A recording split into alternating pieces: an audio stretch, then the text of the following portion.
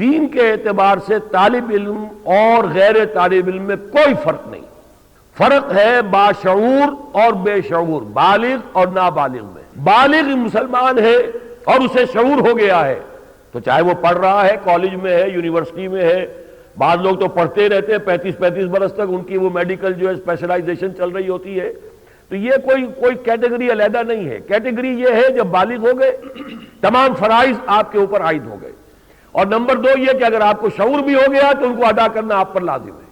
اس حوالے سے ہم نے کوئی علیحدہ سے ان کے لیے کوئی نہیں قائم کیے ہیں۔ ہاں خواتین کا معاملہ ہے، ان کا ہم نے علیحدہ حلقہ جو ہے استوار کیا ہے، آرگنائز کیا ہے، لیکن اور طلبہ وغیرہ کا نہیں۔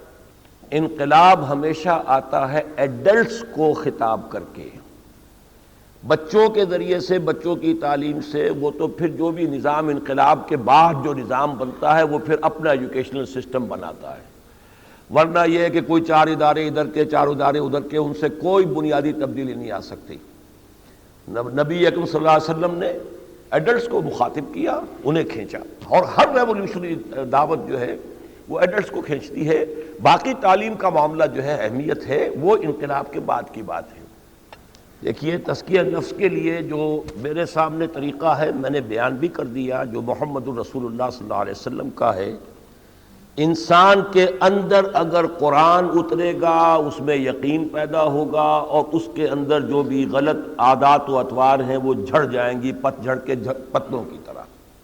قرآن کے ذریعے سے ہی تزکیہ ہے، جس کو کہ علامہ اقبال نے کہا ہے، کشتن ابلیس کار مشکل است زاں کے اوگم اندر آماق دل است، خوشتر آ باشد مسلمانش کنی کشتہ شمشیر قرآنش کنی۔